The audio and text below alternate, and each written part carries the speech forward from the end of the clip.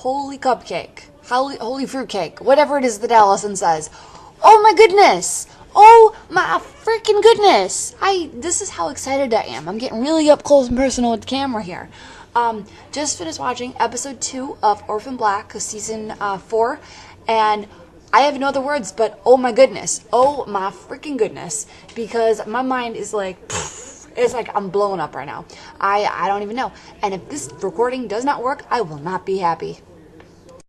Okay, now that I've slightly calmed down, let's talk about the episode. So, it is super adorable that Helena has identical twins. It completely figures that she has identical twins because of those genes. But it's super cute that Donnie's sitting there with her and he's like, oh, like he is pretending to be her husband, but it's more or less like, oh, these are my babies, like, because Allison obviously can't have kids. So, you know, he's all excited. He goes home, he tells Allison. Allison is like, oh, I'm happy for her. I promise. Yeah, I'm totally happy for her. She's probably pissed because she obviously can't have kids. And that Helena is crazy. So, you know, unfit mother, I don't know, whatever. So that's that.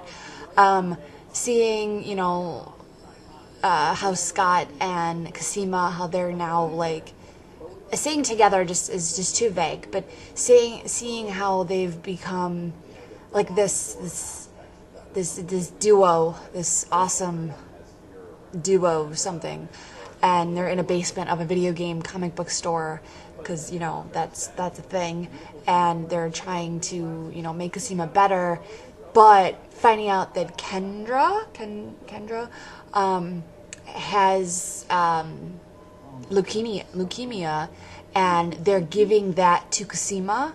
There's a problem there. Wouldn't that make her worse? Yeah, that's what I'm thinking. Oh, that's great. That's awesome, you know. And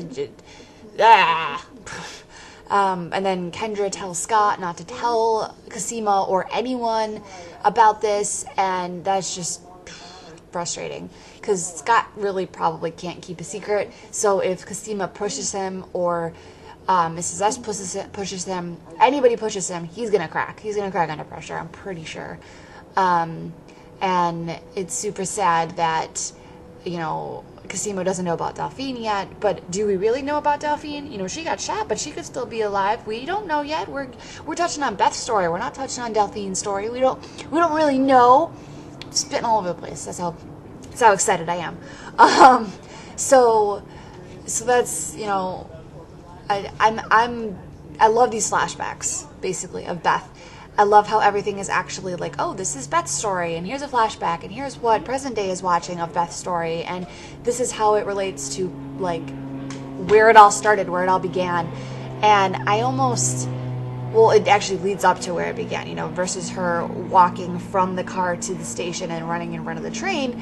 Obviously, you can only go far. We're not gonna, you know, cycle that around. You can imagine that's what's happening. But who is this blonde character? Who's blonde? Who's a blonde clone that we haven't met yet? Crystal, was Crystal blonde? I don't even remember. Rachel was blonde. Rachel didn't have long hair though. I think Crystal was blonde because she's very like Valley Girl, and that's the stereotype.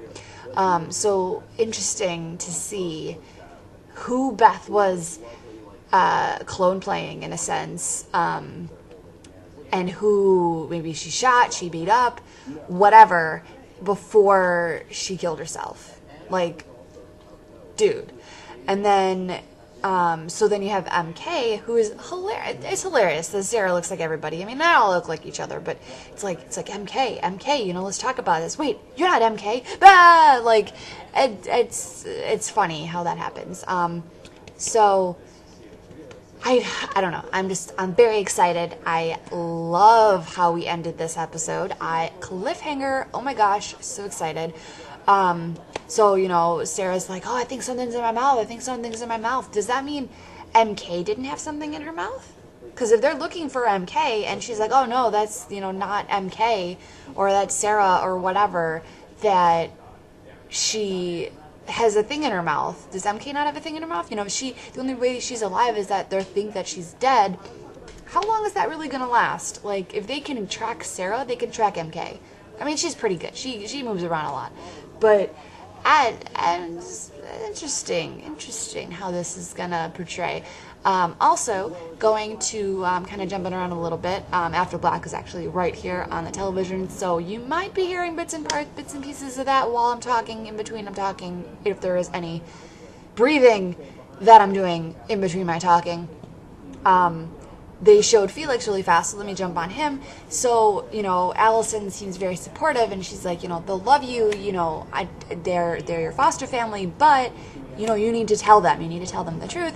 The fact that he tells Sarah, and Sarah's all, wrapped up her own little thing, but she hears him looking for his biological parents, and I'm guessing due to what Allison said that he has some leads, but they're not very good. The reason why they're probably together, Fee and Sarah, are probably because, hello, she's a clone, original, whatever, and Fee is probably like a neo-lutionist family, somebody or other. Like, that's my theory. That's what I'm going with. Let's see, what else? The trailer shows Rachel, so that's gonna be super awesome, because, we kind of love to hate her. What else?